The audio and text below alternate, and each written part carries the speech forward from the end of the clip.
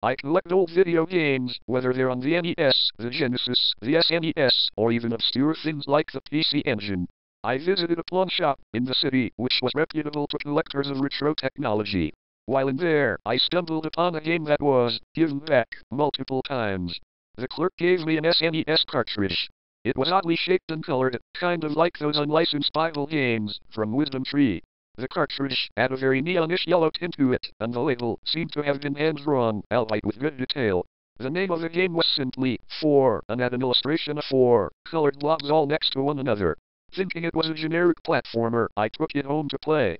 When I started the game up, I was surprised to find out that the language wasn't English.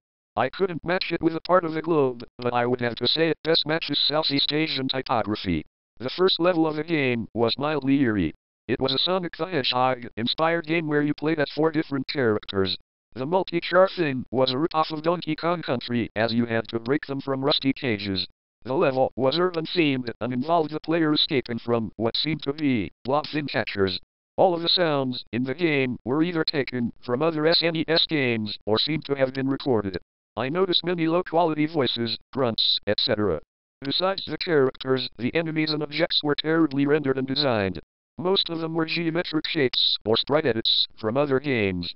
I noticed that every time you killed an enemy, the Hell Knight scream from the original Doom played and a sentence of text appeared on screen. As creepy as it was, the red flags started to appear. Each time you lost a character, the scenery and sprites changed to become darker and less colorful until everything is black and white.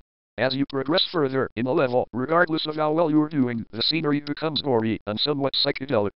The levels are all cliché. Urban, forest, clouds, snow, etc. In the middle of the game, it appears as if it's designed so that the player cannot progress and continuously dies.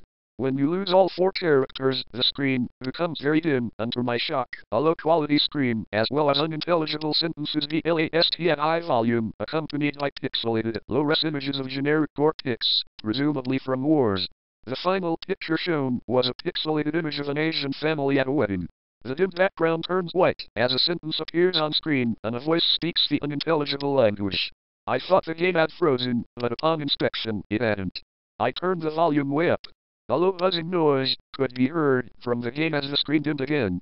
The game over screen was a close-up shot of the 4 main characters looking happy. The screen got darker, line by line. Their faces got visibly sadder and sadder as a generic wah wah wah song came on. The game did another buzzing sequence, prompting me to turn up the volume. Surprising me due to the noise and creepiness, a loud, long soundbite was played, which sounded like a man and woman arguing. This went on for a while until it just stopped. The screen turned black, and in white text, 3 sentences appeared on screen. I tried turning the SNES off, but I couldn't. I took out the cartridge, and the image on the screen became distorted as the upper half was white. Becoming genuinely scared, I pulled out the power cord and replugged it. I couldn't turn my SNES on. The whole corny horror movie emotion overwhelmed me, so I took the game back to the pawn shop. The clerk didn't give me my small amount of money back, simply because he said he wouldn't know the cash value.